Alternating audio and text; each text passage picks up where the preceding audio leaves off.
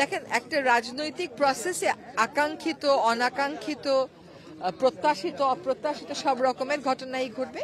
তবে আমি জুলাইয়ের পক্ষে সকল শক্তিকে আহ্বান করব যে তারা যেন সবসময় আলোচনায় বসেন। একটা বিক্ষোভ কর্মসূচি না দিয়ে আলোচনায় বসার যথেষ্ট সুযোগ আছে। কারণ জুলাই ফাউন্ডেশন বলে একটা আলাদা ফাউন্ডেশনই আছে যারা এই জিনিসগুলো দেখবে।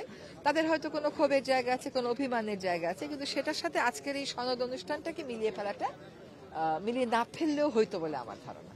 জুলাই সনদটা অনেকেই সাইন হয়তো বা করবেন একটা ডাউট। অনেকেই মানে এনসিপি বলেছে যে তাদের কিছু শর্ত আছে, তারা হয়তো আজকে সাইন করবে না, তারা কখনোই সাইন করবে না, একথা তো বলে। এবং একটা রাজনৈতিক প্রক্রিয়া আপনার এরকম মতবিরোধ, মতানৈক্য থাকতেই পারে।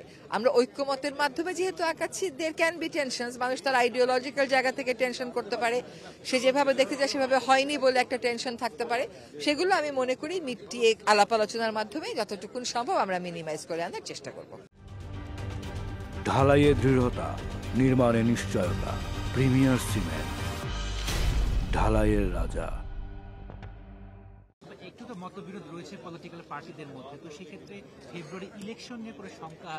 আপনারা বারবার এই প্রশ্নটাই করেন, কিন্তু বারবার আমরা একটাই উত্তর দেই যে একটা রাজনৈতিক প্রক্রিয়ায় উত্থান আর পতন, একটা টেনশন এবং টেনশন কমে যাওয়া, এটার সাথে ফেব্রুয়ারিতে ইলেকশন হওয়া না হওয়ার তো কোনো সম্পর্ক নেই। এমনকি এনসিপি নিজেও তো ঘোষণা দিয়েছে ইলেকশন ফেব্রুয়ারিতেই হবে।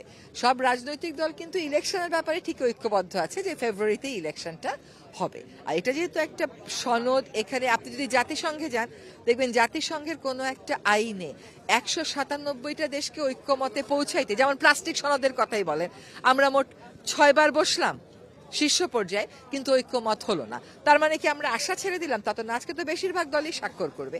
এনসিপিও যে শর্তগুলো দিয়েছে, শর্তগুলো নিশ্চয়ই আলোচনা করা হবে।